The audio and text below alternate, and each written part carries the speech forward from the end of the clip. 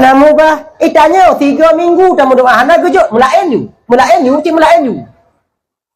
Dah sekilo ya Allah, dah sekilo ya Allah, dah sekilo ya Allah, dah sekilo dah sekilo kolon, dah sekilo kolon ya Allah, dah sekilo kolon. Iwo lagu dia datang ambil obat, ikut lagu dia melaut. Waduh aku selamat dah kolom dah sekilas kolom dah sekilas kolom dah sekilas kolom dah sekilas kolom. Oh lakonnya 3 minggu dia tanya nak ambil obat angin. Angin tu selamat kamu. Kau Thailand ni.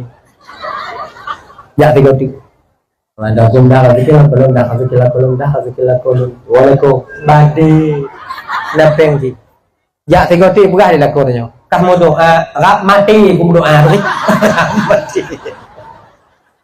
Aneh pajan ke rap mati. Sang-sang kadang-kadang bunyi ke Tuhan lah.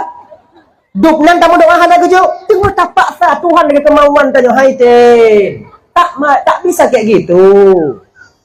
Dah. Tahu pasal lom. Yang apa lele nyan? Tahu pasal lom. Tahu pasal lom. Apa kau yo? Apa sih belakang? Mamlah minat tu. Awal tu.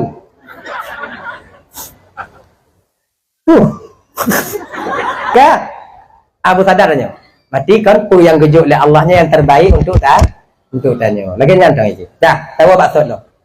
Kan? Nabi tanya lahir, watenya Siti Sarah keluar duduk sebelah kiri, kemudian Siti Asiyah keluar duduk di belakang, kemudian Siti Maryam duduk di depan 4 perah penjuru angin. Watenya lahir ke baginda Nabi. Malaikat berdiri semuanya. Dong mendung. Maka tanya wate selawat